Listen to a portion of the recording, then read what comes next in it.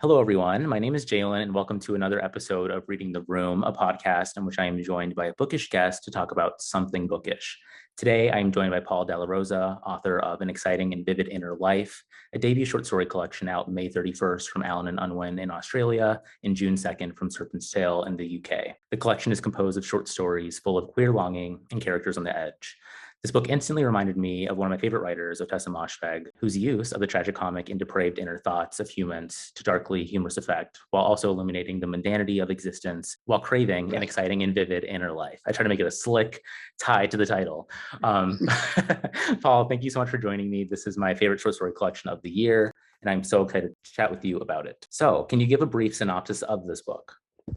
Yeah, so I guess with a short story collection, it's always hard to do a brief synopsis, but basically it sort of follows a group of 10 different, they're all sort of millennials going through, they sort of have a lot of longings or desires or dreams, and they sort of increasingly do dumb, sort of outrageous or risky things to try and, I guess, leap that difference between their actuality and their sort of dream. So whether that's, following someone going into credit debt, paying for gay camp strip shows, someone who wants to be an artist or rather an actor, or if it's an actress that's sort of, I guess, convalescing in the wake of a Me Too scandal. But all of the characters really do kind of, I guess, want an escape hatch from their current reality. Yeah. And so when you were writing these stories, did you have a collection in mind? Because I feel like they work so well together. I often think about short stories like similar to albums. This one, it like really does work as a collection. I know these were written over a longer period of time. So I'm wondering how that kind of came together for you. Yeah, so they were written over 7 years, but it really was always wanted with the knowledge that it would be a collection. So the stories would have to work together. I'm not really interested in stories when they're sort of, an interconnected short story collection or something like that, but they all are interrelated in terms of themes, or a lot of the times different stories might almost act as refrains from each other. So a story that's maybe earlier in the book will be complicated by a story later in the book. So someone might want one thing in one story, and then that person in another story already has it, but it isn't as good, or it doesn't quite work out for them. So there was always a thing of the stories were connected. And then when I think I got to about the halfway mark, or maybe the 3/4, then it really was the last few stories to fit in, thinking about what makes logical sense here. What is the gap missing? What can I sort of fill? Just to start with the first story, I feel like it is a perfect introduction to this collection. It's called The Hard Thing, and it follows a newly single queer man in Dubai, and he's sort of seeking to renew himself after cheating on and splitting from his ex. And this story in particular seems to me to be a lot about miscommunication. And there's this one scene, the narrator, he is sitting at a bar reading a novel, which is like very me. But then what he does next is not very me, in which his ex emails him and asks for certain travel tips. And then simultaneously, a woman comes up to him and praises the book that he's reading. And then he sort of scoffs and says that she should have more dignity. And I thought that was just so funny. But that's just a sample of the sort of darkly humorous nature of the story collection in terms of how you present these different narrators that are sort of, I guess you can generally say, quote unquote, unlikable in certain aspects, which I think is something that I find is a through line in stories and novels that I really tend to enjoy. And so can you talk about this narrator as the intro for your story collection? Yeah, so The Hard Thing was one of the earliest stories, probably was the first story in the collection that I wrote. It was actually a really difficult story to write, just because I think the narrator in that story is probably the most unstable in all of the collection, and is sort of really has this really overwhelming sense of existential dread and this kind of panic about having access to a phone and sort of instant communication, what that can sort of spiral into. So I was writing that predominantly while I was living in Melbourne. And I remember there was a period of time where I was like traveling, and I was in Naples, and I was working on the story every day, and the story just wouldn't work. It just wasn't happening, or it wouldn't work for me. And there was a really sort of dramatic period of, I think, a month where I decided to quit writing because I couldn't figure out how to make it work. And then that story, I ended up going to Giancarlo Di Trapano's and Chelsea Hodson's. They ran a workshop in Sezza, Italy. So Giancarlo Di Trapano was the founder of Tyrant Books. He published some really incredible ones, and Chelsea Hodson's the essayist who wrote Tonight I'm Someone Else. And I took that story there, and that was the first moment where I sort of could believe that I could write a collection, because the response to that story was sort of overwhelmingly positive, and sort of it understood it. And then that story was published by Giancarlo in his website, or his journal, New York Tyrant. And then from there, actually, all of the other stories sort of came from that, because it was that story that after it was published, ended up getting the attention of Granta editors. So then they approached me for a story, which then led to Com. And then from there, it all kind of spiraled. But that really was, I guess, the beginning of the collection. And that, you know, the story I think actually does have everything there, which is that it's quite abrasive. It's dealing with huge disparities in wealth, this kind of complete alienation and disconnection, and sort of that feeling like you're on the edge or on a precipice of your own behavior, whether that's self-destructive or not. Yeah, it's an excellent story, and it's interesting to hear about where this came in the drafting of this collection, because I found your work through Com, which is the second story in the collection. I found you on YouTube, and you had for Granta, you were talking about the story, reading from it. It's an interesting story in which we follow a young queer man who's working retail in a luxury fashion store. And I think this story is so cool in its use of escalation and suspense, in terms of using a blemish on someone's face is like driving the narrative behind the story. I think it's so cool, for lack of a better word.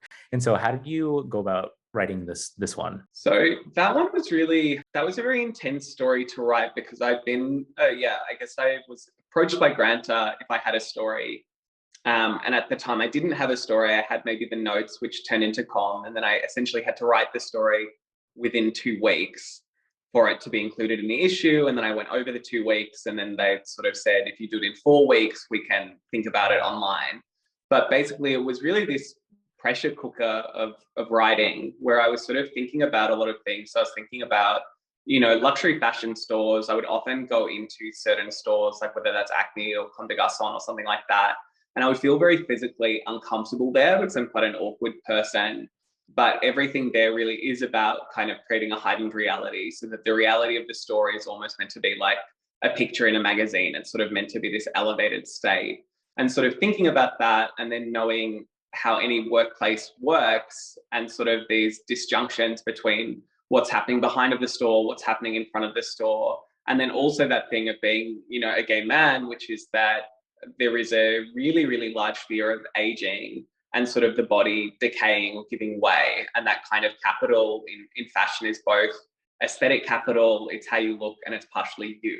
So it was really thinking about, well, how do all of those things collide if someone's sort of aging out of that and doesn't really have an exit plan? One thing about the story too, I'm curious in terms of you creating a collection, like how does your relationship with stories that were drafted at an earlier period, like does your stance on them change over time as you get closer to like publication and finalizing a collection, or does it kind of stay the same? I always tend to go through the same, really the same period, which is that when I'm writing a story, when I'm getting maybe 3/4 through, or I'm at the end, I will absolutely hate the story. I will really hate them. I'll find them a really abject thing. I'll sort of loathe them.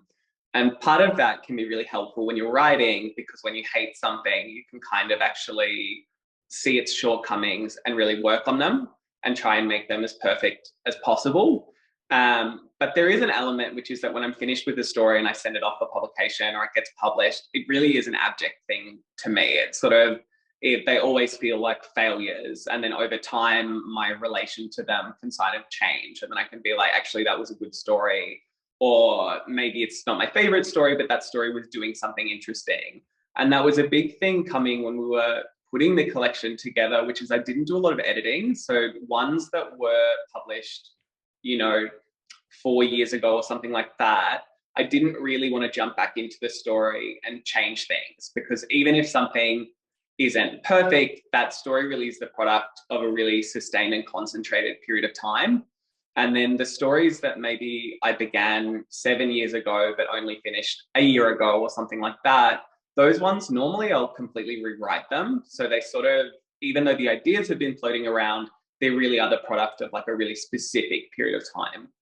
And I try and sort of honor that. And I think that to an extent that creates a kind of narrative through the collection, because the collection pretty much is kind of ordered in chronological order, generally speaking, in terms of how they were made.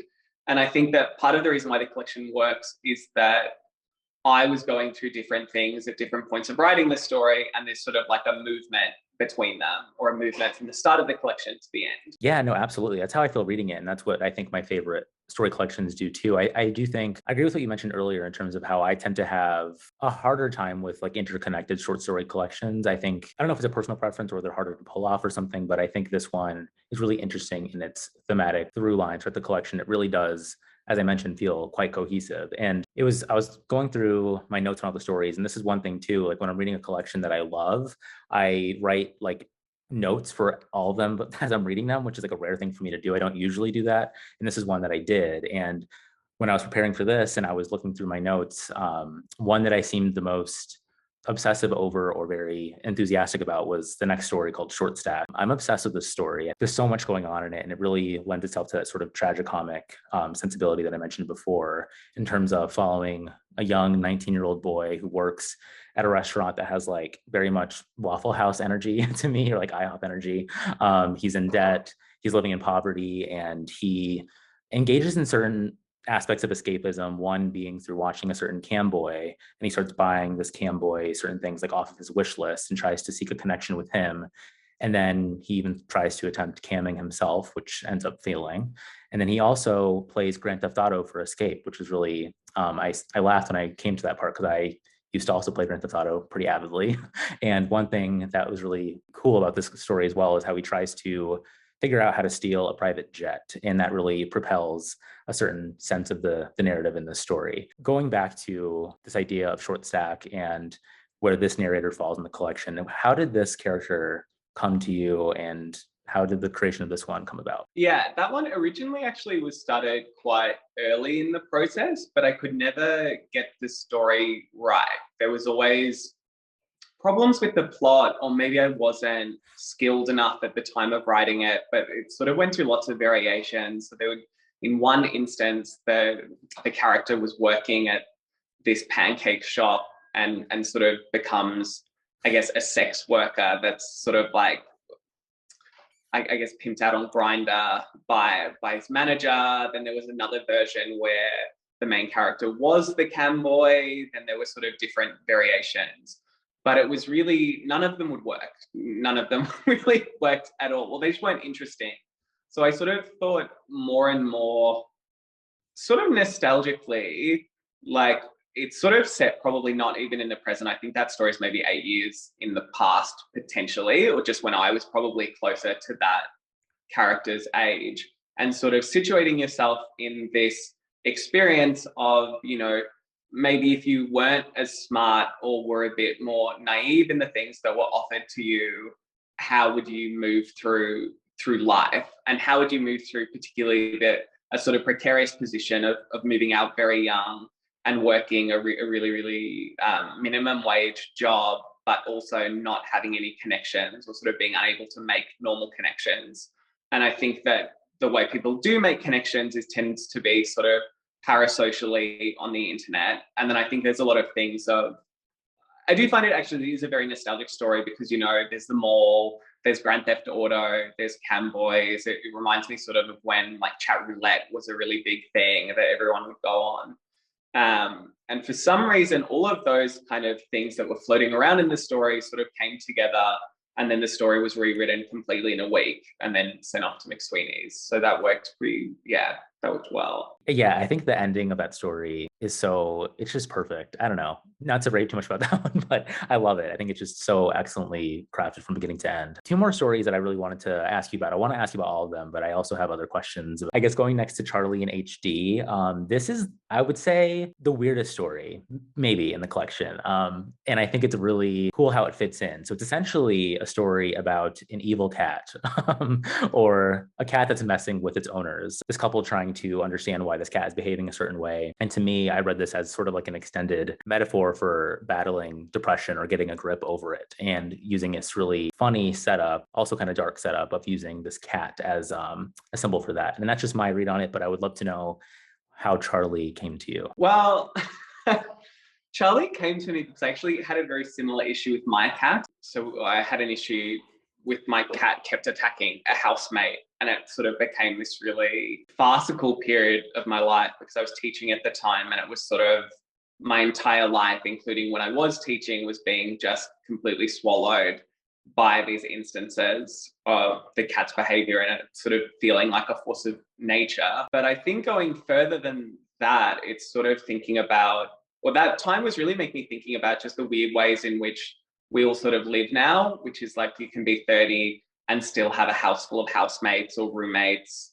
And then also people will then have pets, but then how does all of that come together? And I think it's less about the specifics of a pet and more about this sort of thing that in certain ways, the ways we live are kind of like untenable, or they put us in these sort of really intense affective states. And when that happens, we tend to lash out at people, but we always tend to lash out sort of laterally. It's always a kind of lateral violence where the object of our dissatisfaction becomes the nearest closest thing. And we sort of latch onto that, I guess.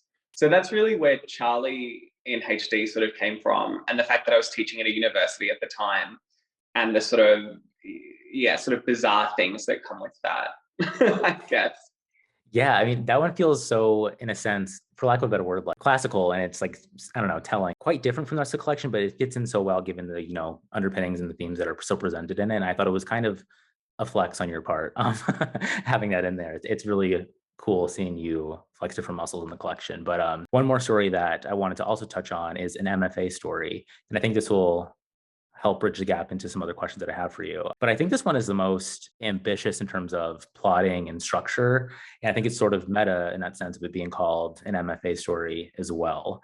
So how do you approach plot in your stories? Like, does it come to you as you're writing, or is it more like in the revision? I know you mentioned it's interesting hearing how you have different drafts of like short stack and how it all kind of comes together by the end. But this one, constantly surprising, and again, uses that sense of escalation that I love in short stories. So yeah, so in terms of plot, I think sometimes you might have an idea of a story, but a story does tend to need more than one idea, especially with one of the longer ones. So I think MFA Story is maybe one of the longest in the collection. And originally, I think it was even longer. I think in the editing process, it was pared down like 4,000 words or something like that.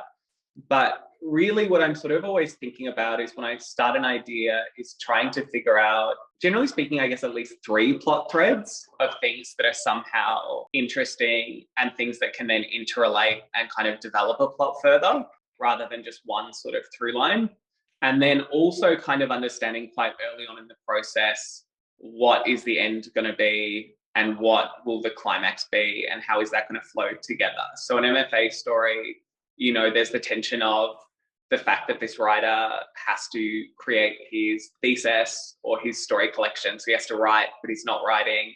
There's the question of him not having any money, so he's sort of precarious. And then there's a relationship with his neighbor, Cindy, and sort of how all of those 3 things, one thing influences the other. So almost like dominoes, one interaction will hit the other thread and the other one and the other one. And a lot of that is, I guess, sort of classical plotting and things like that. But I do think of plot a lot. I think with MFA Story, I did have even diagrams to kind of understand what's pushing what at what time and sort of how much do you give that can then advance it.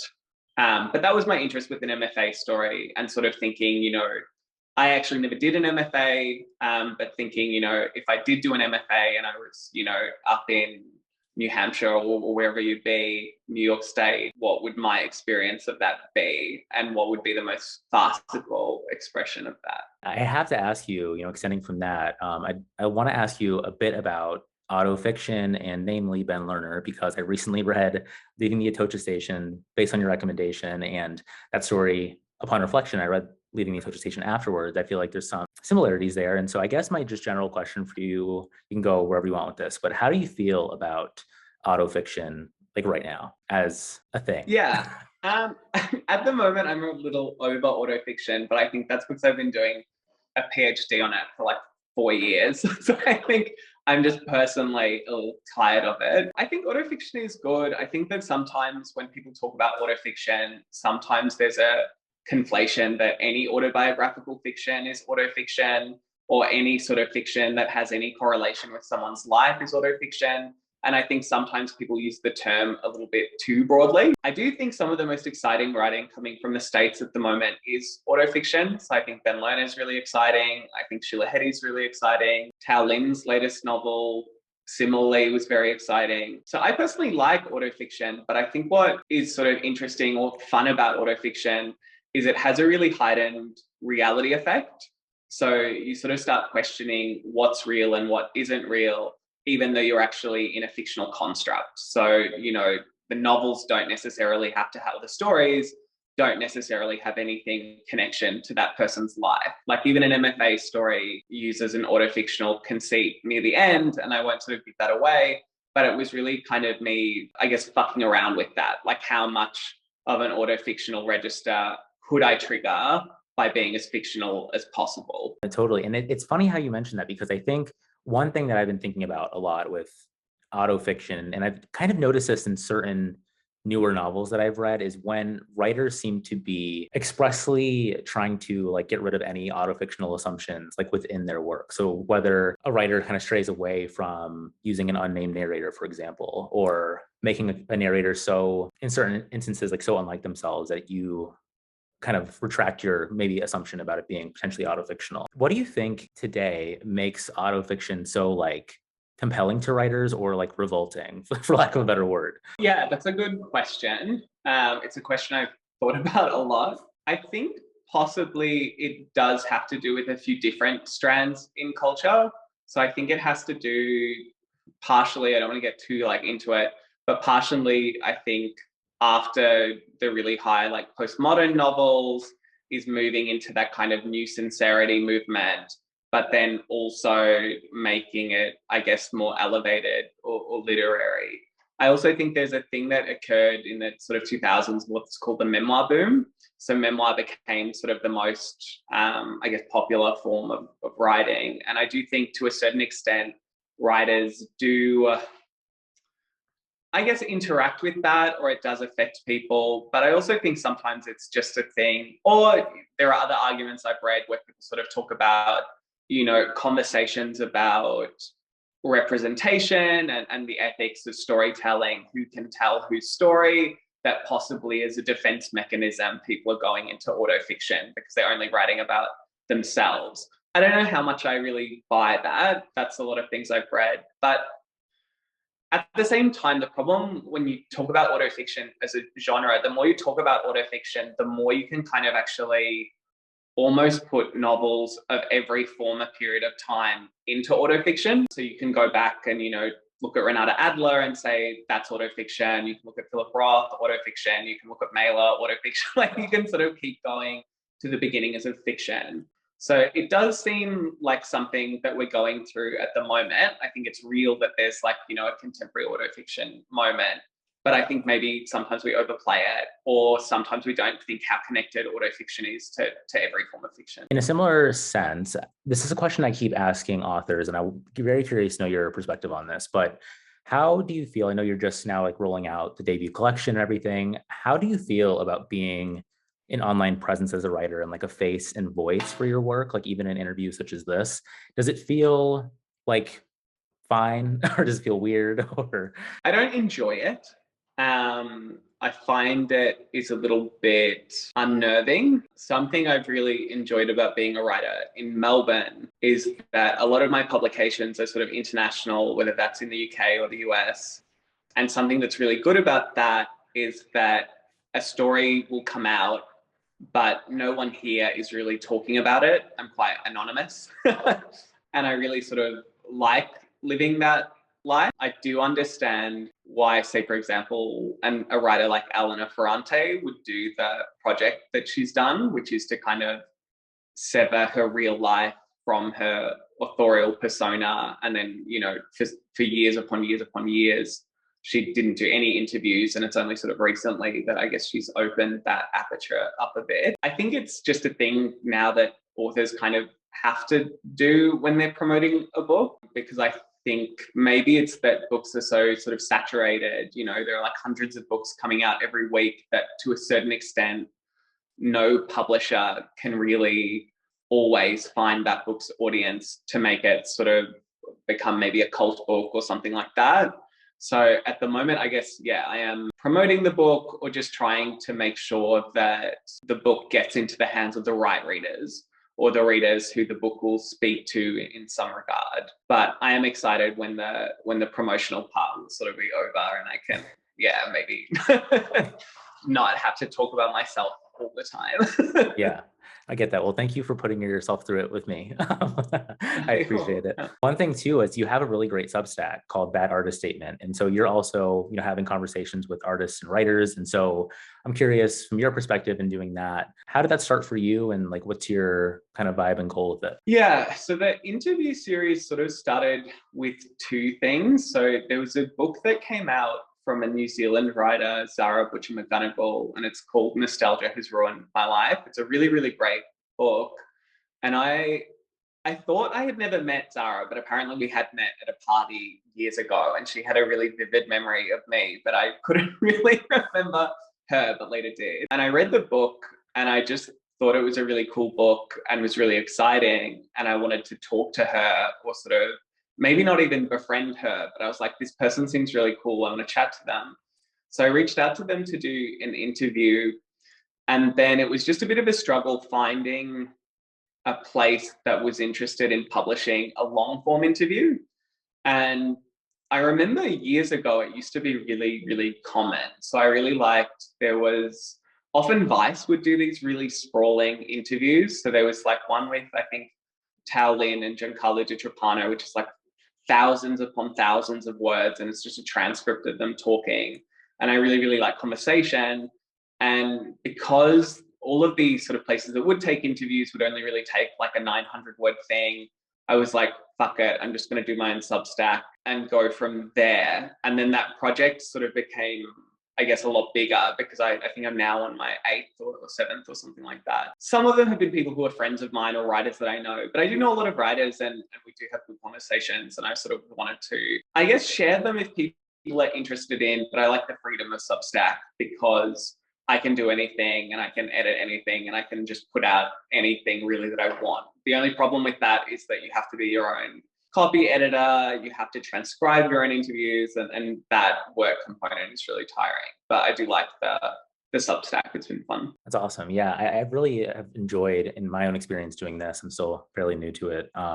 It's just the conversation aspect too. And I guess I'm curious in terms of like you being online and everything. I'm always curious to know like what writers that I enjoy, like who influences your reading habits generally? Because I feel like you and I have a very similar taste in books generally. So I'm just curious to like where you find your books or like what you want to pick up. Funny, I don't read as much as I used to. I think when I sort of began writing, I was a really proficient reader, and I was really obsessed with, I had a subscription to the Paris Review, and that was around 2011, 2012.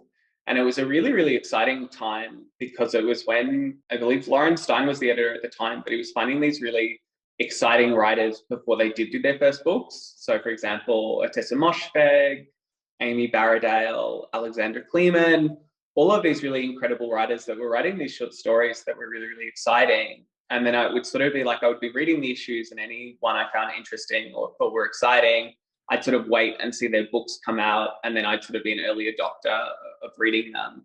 Now, my taste is probably a bit more circular. I tend to read a lot of the same books, like a lot. If I like a book, I'll read it like dozens and dozens of times. And in terms of contemporary fiction, sometimes my partner will read something and say it's really good, and then I'll have a look at it. But I do feel a little bit disconnected from new releases now, and maybe when I was younger, I would be a bit more on top of things. But I also think that just happens to writers when they're working really intensely on a book. You get to a point where you can't have so much new stimulus. So you tend to sort of, I guess, go back to the things that are important in some way to the book or something like that. It's interesting to hear you say that, because I've had certain conversations with other book reviewers online, and we talk about like this era in our book reading and like whether this is going to change for us. And like, I've told this to them, but it both like excites me in a sense of like seeing like where my reading habits will go, whether I read less or read my favorites in a more circular way, or just like not read for certain periods versus not. But I think I don't know where that'll go. And it terrifies me because right now I feel like another thing that I talk about a lot on my channel is like this idea of when novels look at different structures for like living your life. And I feel like right now my structure is like being an online like book person, which is like the thing for me now. And it's just it's interesting seeing those parallels like in my interests between books and like my life. I don't really have a question for you about that, but it's just fun to think about reading for I me think in it would be that a way. very heavy cross to bear to have to read as many books as you do and have comments on all of them. I think that's really tough. I also think what's tough at the moment is maybe as a reader or a writer is I just find it hard to deal with things when they have hype just because, a book might be good, but if all of the marketing copy for like every book is that it's like the best book ever, it's like you often might pick up a book and it's just not that great. And that can sometimes sour you a bit. Or sometimes what I don't like is when I'm reading a book, but I can't kind of get into the world of the book because all I can think about is like the thousands of tweets or essays about the book that are circulating. I kind of need to cut that off. And maybe I'll return to a book that's really hyped years later and find I love it, but it's hard in the moment, maybe. Yeah, that's interesting. Right now I'm reading Mating by Norman Rush, and a lot of really smart people that I follow online really love it. It's weird how like the internet plays with whether it's from like new hyped books or even books like from people that you follow online that are kind of in a circle of hyping, even like an older book, how that kind of affects your perceptions of things. And it's kind of fun like reading, I don't know, like galleys or upcoming books or books that just generally don't have, I don't know, like a wider readership to not really have those forces. It's hard. And I've been trying to find that line because again, like as I am like a reviewer online, I'm also trying to facilitate with hype and like not killing it, but personally, I don't know, giving my opinion on things if I don't necessarily agree with that. But it's weird like how I find that I'm influenced by those kind of things. And I don't really know how to solve that with the internet being so pervasive and putting myself in it so much. It's kind of makes it inevitable, but I don't know. I think it's tricky. And with me, I'm pretty I'm pretty brutal. Like if I start a book and I don't like the sentences, I will just close the book and I don't give a shit. I'm like, I'm done. That's it. So sometimes it is, a little bit rare for me to like things. And that doesn't necessarily mean a book's shit. It just means I have a really specific taste and I want something from a book. And if it's not giving me it, I'm just not gonna, spend more time on it. And that's something I do like about the interview series, which is that anyone I talk to, it's because I really, really like their work or something about their work has grabbed me or excited me. And not a lot seemingly does at the moment. So I've got to, I guess hold on to that. It gives me hope, maybe. I end every interview with a three-part question. First one, a book that you're currently reading that you're liking, if any. Oh, I'm reading like a lot of philosophy at the moment. So I'm not really, I'm actually not reading a fiction book at the moment, which I think is probably maybe because my book's about to come out. If I'm reading fiction, I don't know, I guess weird. I'm reading a Franco Berardi. He's this Italian, I guess, philosopher or media critic. He also goes under Bifo. He's got a book called The Soul of Work, which I'm reading and really enjoying at the moment. So it's sort of looking at, this is very nerdy, but it's going from the sort of 1960s moment of Marxist revolution and student revolution and how those old sort of Marxist ideas have to sort of change with cultural changes of sort of the labor force becoming what he would call like the cognitariat or intellectual workers. So sort of looking at that and then the sort of psychopathologies of that work and what it does to people. But that's really, really good. I'm enjoying that a lot. Okay, awesome. And so the next question is a book that you recently read, whether it's this year or last year, that you enjoyed, that like sticks out in your mind as a favorite. I really, really enjoyed Marlo Granados's Happy Hour. So I actually did an interview with her recently. I think it came out maybe 2 weeks ago. But it's really, really, really, really fun. And it's sort of about these two women who moved to New York and they're sort of party girls and they don't have any money, but they sort of go out to parties and restaurants and sort of get their drinks paid for them. And it's sort of, it actually is a book that it reminds me of a lot of The Bell Jar, so like Sylvia Plath's novel, which is an interesting book because that book almost has like 2 parts or 3 parts to it. So there's a part where Esther Greenwood is in New York at Mademoiselle or Ladies' Day magazine and sort of going to parties Then it is sort of her in her home and sort of her mental health sort of deteriorating. And then there's a third, which is sort of her institutionalized. But Happy Hour reminds me of the first third of the Bell Jar, which is just parties. And it's just really fun. And it's very intelligent too. I don't want to sort of diminish it by calling it a party girl book, but it's really, really good. I've enjoyed it a lot. I'm really excited to read that book. I bought it late last year and I still haven't read it. And actually, I still haven't read The Bell Jar, which is wild. I've had it on my shelves for years. And so I will add both to my list. Also, a very good book to read. Okay. All right. I'll get to it. Last question is, what is a book that you're looking forward to that's coming out this year? Let me think. There are a few books. There's one by a Melbourne writer, which is like being published on sort of like a small press here. So I don't know how available it will be to your readers, but it's called People Who Lunch by Sally Olds. And it's an essay collection on sort of living and working, but her essays are really, really intelligent and interesting. And she's sort of like a historian. So one of the essays is about cryptocurrency users in Melbourne and sort of buyers. Then another one is about this really specific nightclub, queer nightclub that was in Melbourne, that bizarrely the club was in the clubhouse of this like centuries old British order that has all these satanic conspiracies around it. And to get into the club, you have to sign a membership form. So all of these like queer people in Melbourne, including myself, are now members of I think it's the Royal Buffalo Order or something ridiculous like that. But anyway, she's really, really smart. She's this sort of, she has a historian sort of detail, but is just really fascinating, the sort of intersection she looks at. And that's coming out in September, and I'm really excited for it. Awesome. Thank you. Well, thank you so much for taking the time to chat this book with me. And I will link below direct links to pre-order the book and also link your Substack below. And so go follow Paul, buy the book, read it. And until next time, I'll catch you all in the next one. Bye.